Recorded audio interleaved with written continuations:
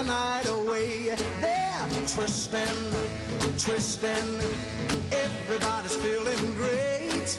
They're twisting, twisting. All right.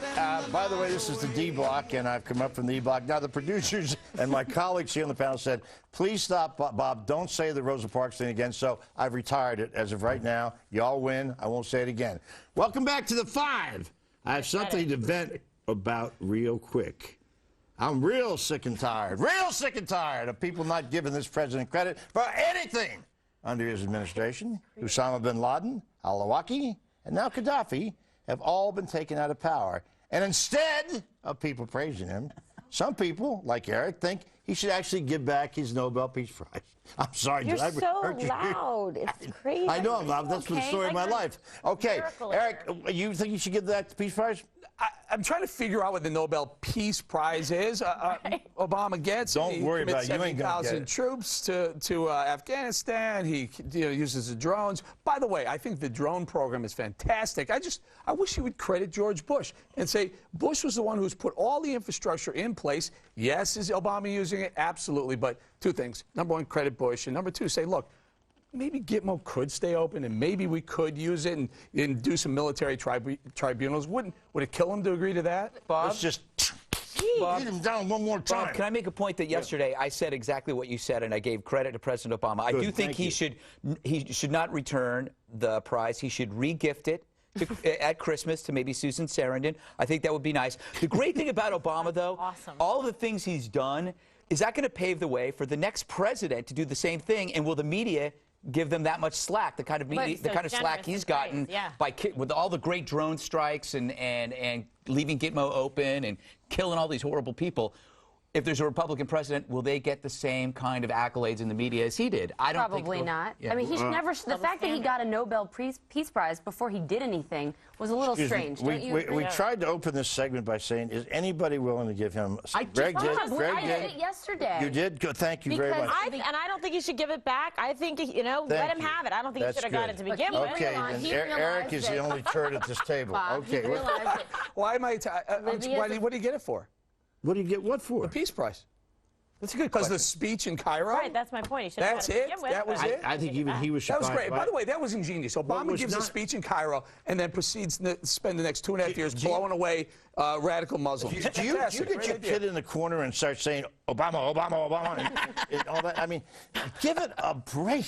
Okay, look, I know that. No, but I got to say, what you said is genius, because only a progressive who won a Nobel Peace Prize could do what he's doing and get away with it, right? So he's our secret weapon now, actually. Obama had another victory. I know it's hard for you to conceive, Eric, but a judge ruled that there were members of Congress who had sued under the War Powers Act, which has always been kind of a nebulous bill that's been out there. It's a law, but it's never been quite clear. But they sued him for going into Libya and said they should have asked Congress for permission under the War Powers Act to do that, and the judge struck that down. Andrew, what do you think? I don't think it's surprising that they struck it down. I think every time you see a president go into war, you have folks on the right, but on the left as well. This was a bipartisan effort to go after them for some reason, whether they didn't go to Congress or they did it unilaterally. I will say this, though. We have to have a discussion about what this administration's policy is towards the Middle East, because it's very hard to figure out. He supports Bush in some things, but he doesn't have a clear doctrine. So he called for Assad to step down, and we haven't done anything. He took a leading from behind stance in Libya, which I agree with. But what he did in Egypt was very, very confusing. And so you look at this and you say, I didn't see Paul Revere in Tahrir Square. I didn't see Paul Revere in Tripoli. I'm not sure what these people want is democracy. I think they want jobs and lower food prices. And so for us to go in there to try and force democracy on them, it's risky. Well, okay, but listen, I think we have to, even before that, have a question about the War Powers Act was a direct response to Vietnam and the Gulf of Tonkin resolution, where Lyndon Johnson basically started the Vietnam War without an act of Congress. The War Powers Act was supposed to address that. It never has been clarified. So the question is, do we have a law here that can be clarified, or should we start over again and rewrite it? Well, there's different interpretations of it, but specifically this judge, Judge Reggie Walton, said that they didn't essentially have the standing as members of the House to be able to bring a lawsuit against an executive branch member. So that is significant. He's saying you can't even get in the door with this suit. He didn't really rule on it per se on the merits. Why? Just Because said that they Congress. failed to demonstrate that they had the ability to do this. Really? I Correct. didn't know that. How do you violate something that nobody on the planet has actually read? Well, actually, believe it or not, I've read most of it. I still don't understand it. But listen, a big thing happened. You're okay? They're trying to violate Obamacare, I'm and no fine with one's it. read that bill. Show the picture. I don't. This picture. Oh my God, that's horrible, man. I don't want to show here. Yeah, go. That's like one of those pictures of kids with bad lips.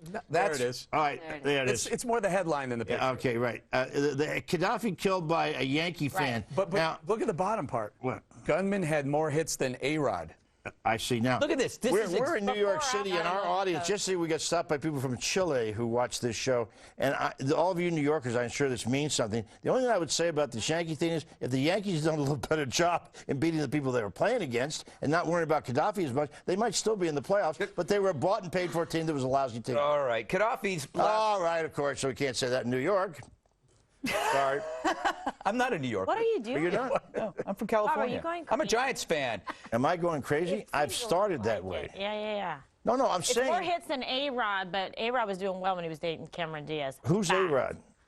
Alex Rodriguez. Oh, Rodriguez. So sorry. Yeah, let's go. Should we wrap this up? No, that's we got to get out of here. Okay, they told me, Bob, you've been crazy enough. Leave this going. Okay, coming up, a brand new book about Steve Jobs has details about his battle with cancer and the treatment that infuriated his friends and family. That and more next on the Five. And I really am not. No. Now everybody clap your hands. Give yourself a chance. You got so